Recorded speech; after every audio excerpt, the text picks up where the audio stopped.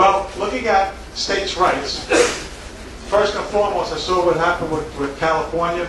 They have absolutely no business. California has absolutely no business with the goings on in Arizona with states' rights. My question is, now, and that's a political one. I'm going to get to the political answer.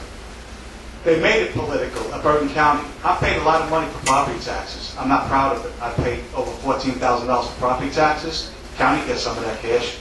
I do my business in Bergen County. County's getting whatever from that. Why are freeholders in Bergen County voting on what goes on in Arizona when we have about a 15% unemployment rate here, when these businesses are shuttering every day here? Why are they wasting my tax dollars about what's going on with California, with Arizona? The problem is they made it political.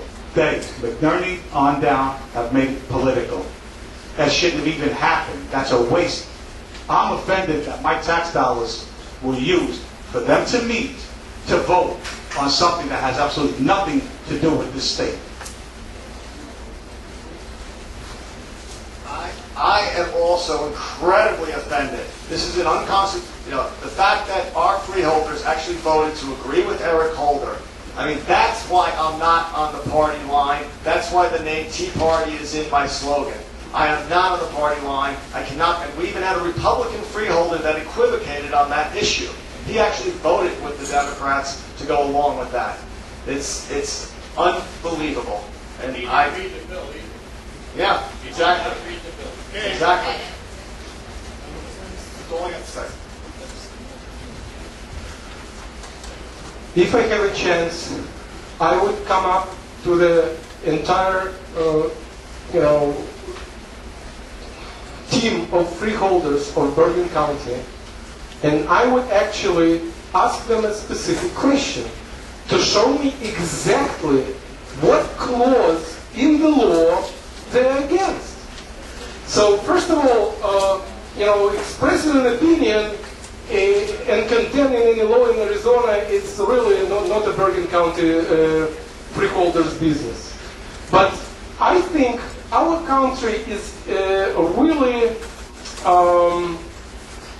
affected by the syndrome of talking about stories and arguing about stories without being grounded to the facts.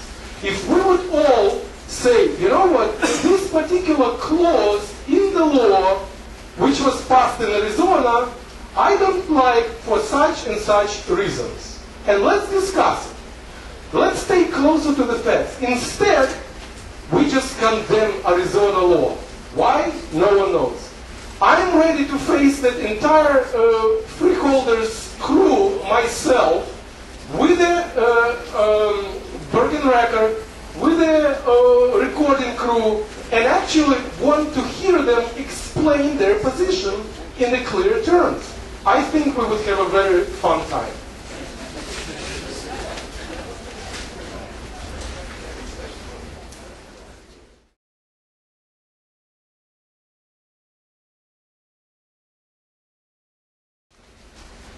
I spent months trying to decide on my slogan for the ballot, and the words Tea Party means less government, less regulations, more personal responsibility,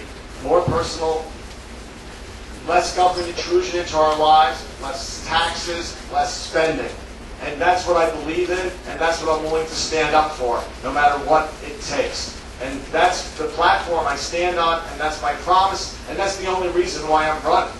If there's any area in any way, shape, or form that we can get the government out of our lives, that's what I stand for. Right now, we have gotten to the point where Obama, Pelosi, and Rothman are sticking their nose into every aspect of our waking lives. And it's gotten to the point where I had to stop my life, and I felt it was important as anything that's ever happened in my life to stop my life, stop my business, and run for office. And that's exactly why I'm running.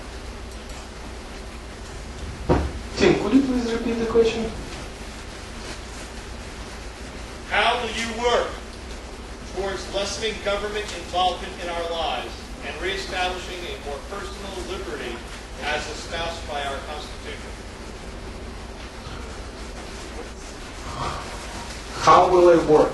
I will work very diligently and very hard. But specifically, I would say that every time new law is passing and it tries to limit something, we would really need opinion from everyone in this country. And right now, Tea Party actually affects the opinions and minds of those legislators who would otherwise vote in the opposite direction. So I think we need to continue waking up people on the streets. There are still many people who are still asleep, and many people are unaware of what's going on, and they're not fully educated on the subjects or the issues our country is facing. So we need to really introduce the system of active communication with our society. I think the fact that in order to give a feedback to congressman or senator, we actually need to pick up the phone and call, and this would be the only most effective option, is not a good solution. We have to use technology to the fullest. I would create another computer system which would really involve as many citizens of our state, county, and the entire country to give us feedback and actually say, no, we are against this. This will limit our liberties. So one of the biggest solutions is to raise entire country, awaken everyone, and actually, hold our politicians accountable. Well, to reduce government intrusion into our lives, we definitely need to reduce the size of the government, which has become overbearing. We also need to, as I stated earlier, put a stop to these social programs. We've got to stop going into the socialist route, because once you go that way, there's no turning back. So we got to put an end to that. We got to put an end to that as quickly as possible. One of the other things that we have to do is use our power of vote. Okay, that's first and foremost. That's what gives us, that's what empowers us. And we have to hold our elected representatives, our elected officials, we have to hold their feet to the fire for them to protect the Constitution. And I understand all the anger towards the freeholders, the one in particular that voted here in Bergen County, that voted with the Democrats. I understand that. I understand that. It's a political thing, not good. Shouldn't have done that. We got to stay quiet line. We have to hold them. We have to hold the people accountable, our elected officials. And of course, like I said, the power of voting.